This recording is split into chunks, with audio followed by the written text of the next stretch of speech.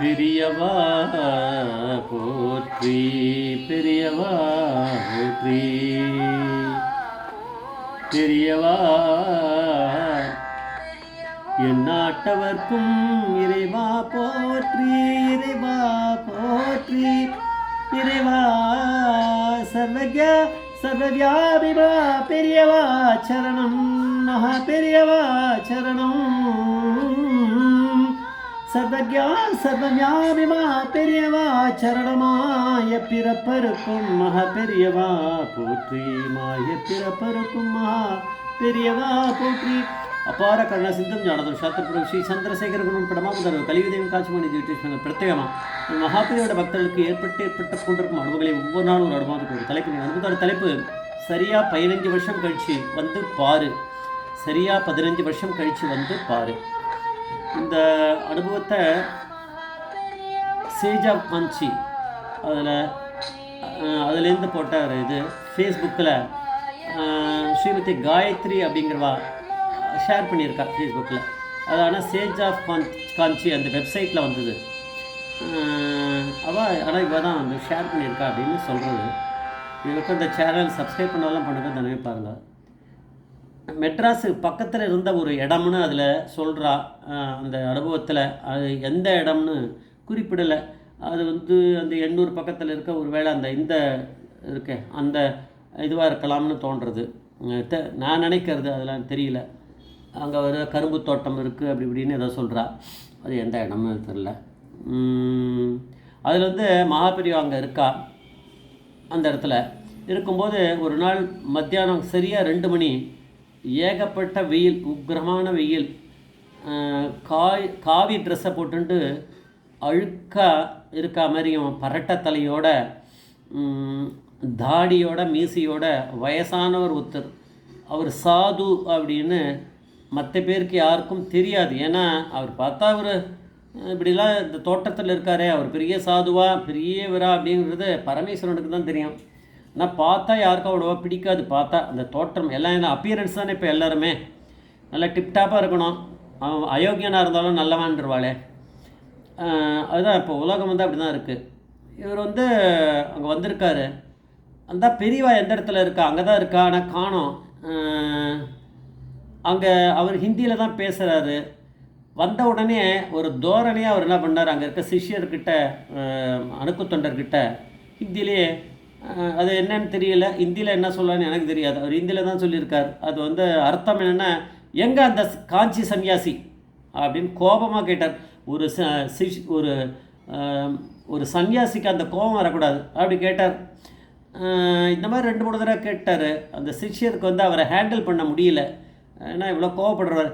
யார் நீங்கள் இந்த மாதிரி ரொம்ப கத்துறேன், இந்த மாதிரிலாம் கத்தக்கூடாது, அவர் இங்கே இல்லை அப்படின்னாரு. அப்போது என்னை வர சொல்லிவிட்டு அவர் எங்கே போனார் அப்படின்னு அடுத்த கேள்வி கேட்டார். என்ன நீங்கள் வந்த இடத்துல அந்த நேரத்துலேயே எங்கள் ஆச்சாரியால் அங்கே இருக்கணும் அப்படின்னு நீங்கள் எப்படி நினைக்கலாம் அப்படின்னு அந்த அணுக்கு தொண்டர் இன்னொரு கேள்வி போட்டார். எல்லாம் ஹிந்தியில் அவளுக்குள்ள.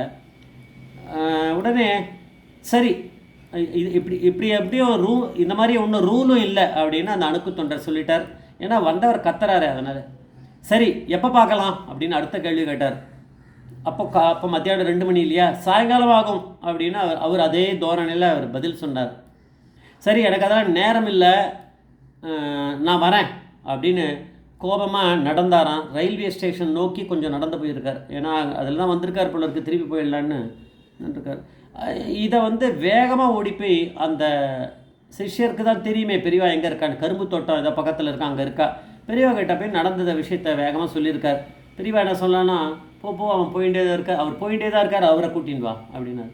இவர் போனார். அவரை சமாதானப்படுத்தி வாங்க பெரியவா கூப்பிடுறாருன்னொடனே வந்துட்டார் அந்த சாது. அவர் வந்த உடனே 2 பேர் மட்டும் இருக்கா.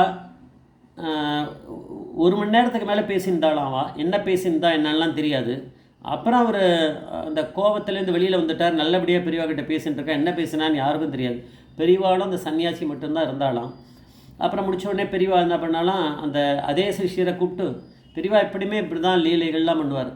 இவரை கூட்டின்னு போய் ஏதாவது ஆகாரம் அவருக்கு வாங்கி கொடுத்துட்டு, அது எங்காவது அவர் எல்லாம் சாப்பிடுவாரா இருக்கும் தெரில, பக்கத்தில் ஹோட்டலில் ஏதாவது கடையில் சாப்பிடுவாரோன்னோ தெரியல, ஆகாரம்லாம் வாங்கி கொடுத்துட்டு, அப்படின்னா வேறு அதானே இருக்க போகிறது, இல்லை வேறு யாராவது பிராமணா பண்ணி கொடுக்குற அந்த ஏதாவது ஆகாரம் வாங்கி கொடுப்பாரான்னு தெரியாது.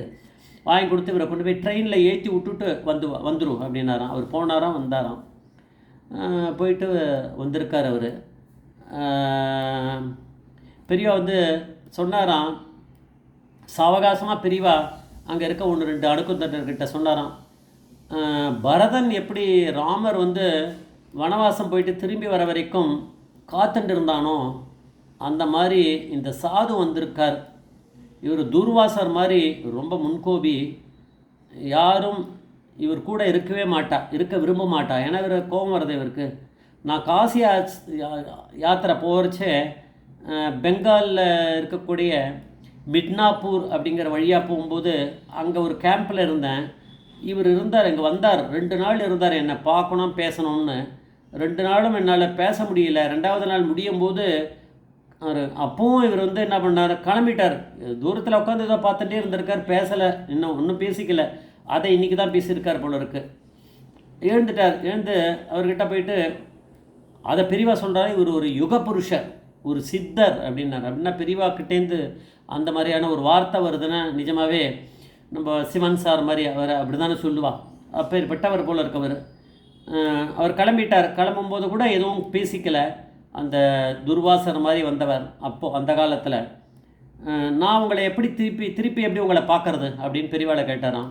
பெரியவா சொன்னாலாம், இப்போலேருந்து 15 வருஷத்துக்கு அப்புறம் என்னை வந்து பாரு அப்படின்னாராம். சரி அப்படின்னு கிளம்பி போயிட்டாராம். அவர் அந்த டைமு, அந்த வருஷம், அதை குறிச்சுண்டு கால்குலேட்டர் மாதிரி போட்டு இதை பார்த்துருப்பார். வந்து பஞ்சாங்கத்தை பார்த்துருப்பார். தெரியாது, 15 வருஷம் கணக்கு போட்டிருக்காரு.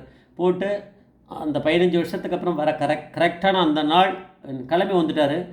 அந்த டைம் எந்த டைம் அவர் 15 வருஷம்னு சொன்னாரோ அந்த 2 மணி மத்தியானம் அது வந்துட்டார். வந்து இங்கே வந்து சவுத் இந்தியாவில் என்னை பாரு 15 வருஷத்துக்கு அப்புறம் சரியா அப்படின்னு சொல்லிட்டார். இப்போ சவுத் இந்தியாவில் தானே வந்திருக்காரு, எந்த இடம்னு சொல்லலை. அதே நாள் அதே மாதிரி தான் வந்திருக்கார். அவர் 2 மணிக்கு 15 வருஷம் வச்சு சரியாக வந்திருக்கார்.